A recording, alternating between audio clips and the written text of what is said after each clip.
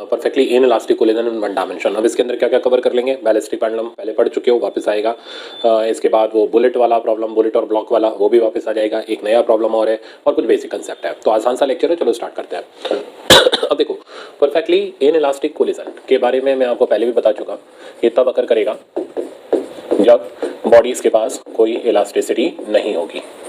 तो in perfectly in elastic collision क्या क्या होगा उसके बारे में सुनो। ये दो ऑब्जेक्ट हैं m1 और m2 मास के, चल रहे हैं u1 और u2 की वेलोसिटी से, टकराए। टकराने के बाद इनका सेपरेशन नहीं हो सकता।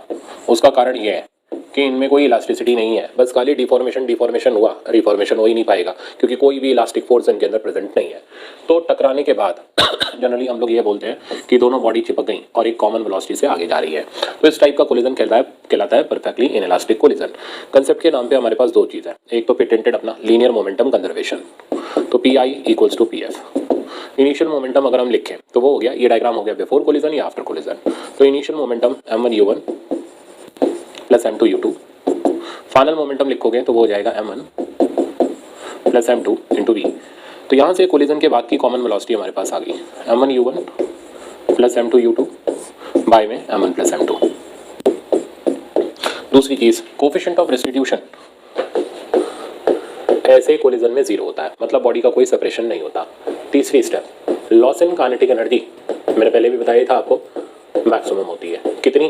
तो वो जो हम लोगों ने बड़ा फॉर्मूला लिखा था उसको हम यहाँ पर यूज़ करते हैं, half m1 m2 by m1 plus m2 into u1 minus u2 का whole square times 1 minus E square. इसमें हम ई की जगह जीरो डाल दे रहे हैं। तो लॉस इन काइनेटिक एनर्जी यानी maximum loss in kinetic energy का वैल्यू हमारे पास आया half m1 m2 by m1 plus m2 times u1 minus u2 का होल स्क्वायर। तो ये फॉर्मूले रटे हुए रहने चाहिए। तो बहुत आसान है वेलोसिटी निकालना परफेक्टली इनइलास्टिक कोलिजन में, सिर्फ मोमेंटम कंजर्वेशन लगाओ, वेलोसिटी खत्म। हाँ, लॉस इन काइनेटिक एनर्जी जैसा हम पहले याद करके चल रहे थे वैसा हम अभी भी याद रख रहे हैं, और इसमें हमारा कोफिशिएंट ऑफ रेस्टिट्यूशन जो होता है वो जीरो होता है। तो ये बन गया हमारा परफेक्टली इनइलास्टिक कोलिजन। अब बारी आती है इसके प्रॉब्लम्स की। पहले कुछ छोटे मोटे आसान से प्रॉब्लम देखो ताकि आपका हाथ सेट हो। कैसे? ये हमारे पास दो ऑब्जेक्ट है, इस ऑब्जेक्ट का मास 6 kg, ये चल रहा है 2 मीटर पर सेकंड से। इस ऑब्जेक्ट का मास 3 kg और ये इधर चल रहा है 1 मीटर पर सेकंड से। गिवन दैट, और ये डायग्राम हो गया just before collision.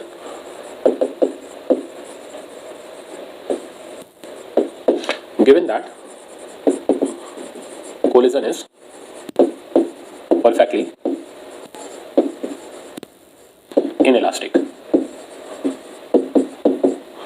we have to find out final velocity and second loss in kinetic energy। अब इस टाइप का बकवास टाइप का प्रॉब्लम भी आ जाता है, जैसे 2019 में बिल्कुल खटारा इसी टाइप का प्रॉब्लम आपके एग्जाम में आ गया था। तो बस खाली छोटी छोटी चीज़ें मैनेज करते हैं।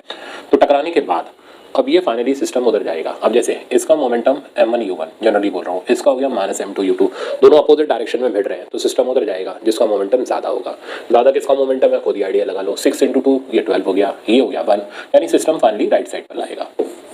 तो टोटल मास हो गया 6 + 3, एक साथ अटैच कर दिया, सिस्टम का फाइनल वेलोसिटी वी कर दिया। अब फाइनल वेलोसिटी के लिए तो मोमेंटम कंजर्वेशन,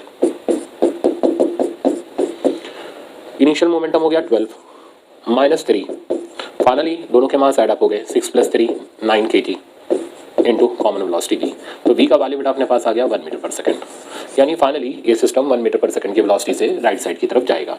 अब लॉस इन काइनेटिक एनर्जी लगाओ फॉर्मूला, तो फॉर्मूला हो गया half m1 m2 divided by m1 plus m2 into u1 minus u2 का होल स्क्वायर।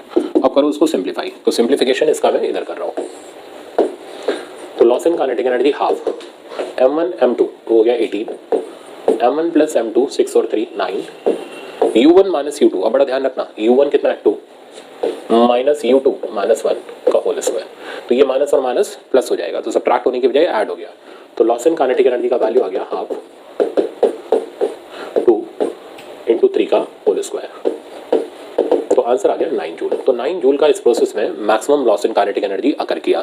मेरे ख्याल से ये सड़ा सा प्रॉब्लम तो समझ आ गया होगा। अब हम चलते हैं कुछ पुराने प्रॉब्लम पर। अब देख के आइडिया लग गया होगा कि हाँ भाई बैलिस्टिक पेंडुलम फिर से आ रहा है। कंसेप्ट हम एक बार पढ़ ही चुके थे, तो अब बस कल इसको अप्लाई करते हैं। अब प्रॉब्लम पढ़ो।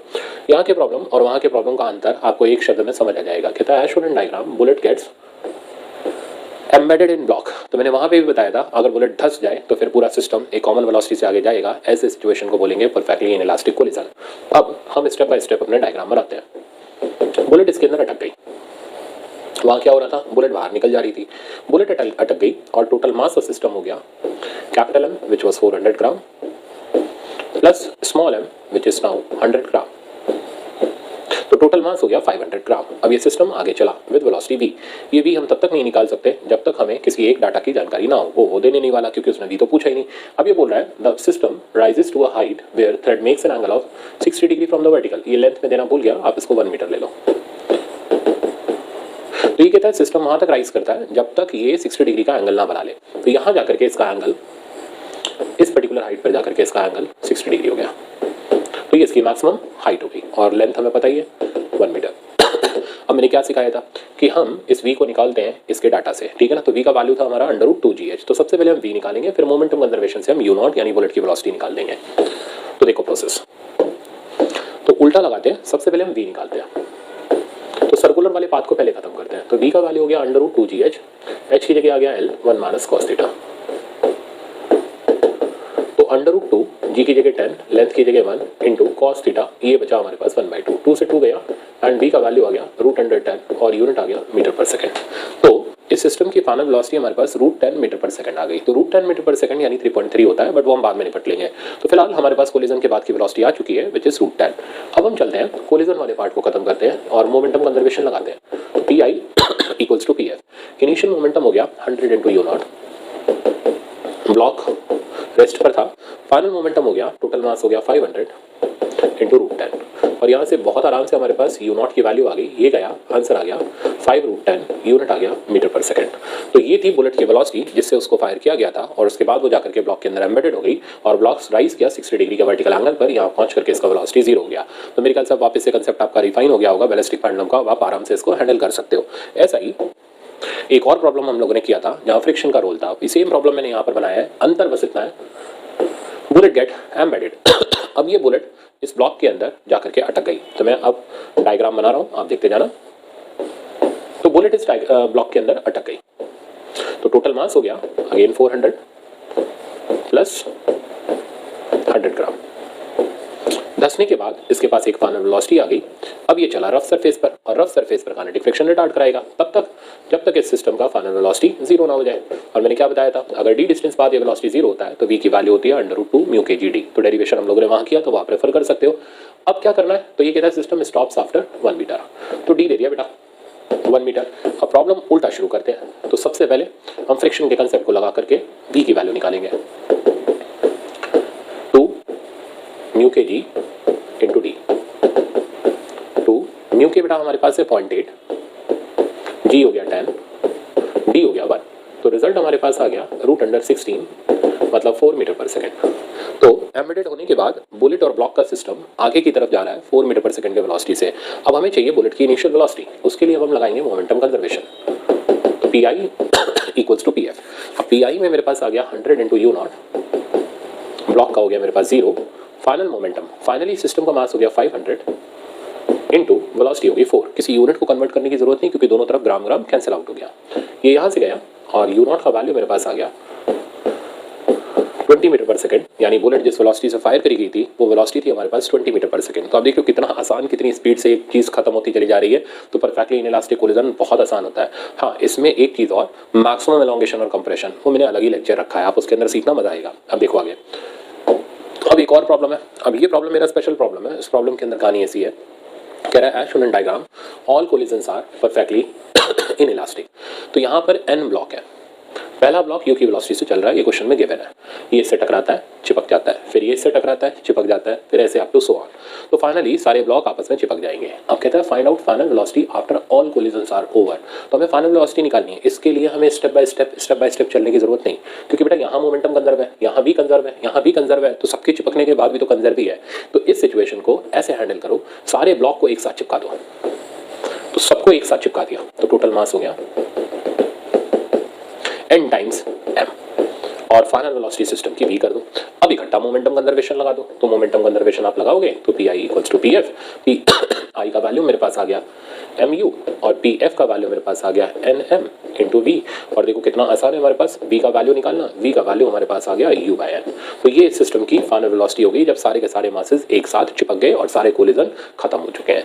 तो मेरे ख्याल से अब आपको अच्छे से समझ आ गया होगा कि परफेक्टली इनइलास्टिक कोलिजन तो बहुत ही आसान होता है। अब आप एक काम करो, यूनिवर्सल उठाओ और बैलिस्टिक पेंडुलम और इसके अंदर के अपने जो मैंने फ्रिक्शन के कंसेप्ट कराए और जो इस तरीके के सवाल करे इसके प्रॉब्लम अटेम्प्ट करो। नेक्स्ट लेक्चर देख करके आप मैक्सिमम एलोंगेशन कंप्रेशन के प्रॉब्लम अटेम्प्ट करना, आपका कंसेप्ट इसमें बढ़िया हो जाएगा। Thank you so much.